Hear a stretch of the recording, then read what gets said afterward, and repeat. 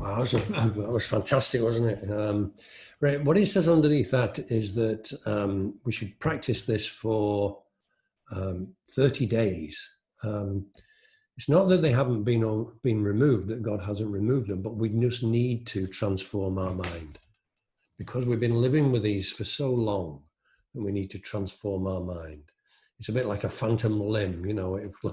Once we have if you have a leg removed, it still itches. You know, your toes can still itch, even though it's been removed. So that's a little bit like these character defects. They can sometimes get a little bit of itchiness about those things. So we need to transform our mind by reminding ourselves that they have been removed.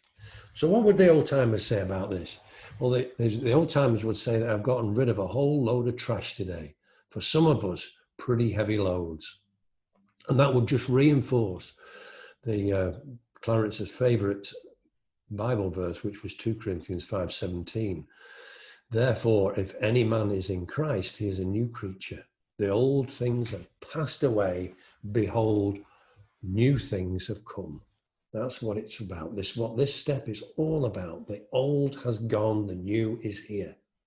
We've let go of the past. We're now living in the present, looking towards a future. So what the big book says about that is on page 25. It says the great fact is just this and nothing less, that we have had a deep and effective spiritual experiences which have revolutionized our whole attitude towards life, to our fellows, and towards God's universe. The central fact of our lives today is the absolute certainty that God, as our Creator, has entered into our hearts and lives in a way which is indeed miraculous. He has commenced to accomplish those things for us which we could never do for ourselves. That's amazing. The central fact of our lives today is the absolute certainty that our Creator has entered into our hearts and lives in there, lives in a way which is indeed miraculous. He has commenced to accomplish those things for us which we could never do for ourselves. Are we today so far removed from our founders' recovery program that these words are nothing more than a nice thought or an exaggeration due to artificial elated emotions? If so, we obviously cannot transmit something we don't have. We cannot give guidance we haven't gotten. We cannot share a vision of God we have never seen, or lack, therefore, because the newcomers lack, and he may die because of it. This is now my legacy. This is now our legacy. Your each and every one of you is your legacy. And for that, you are now responsible.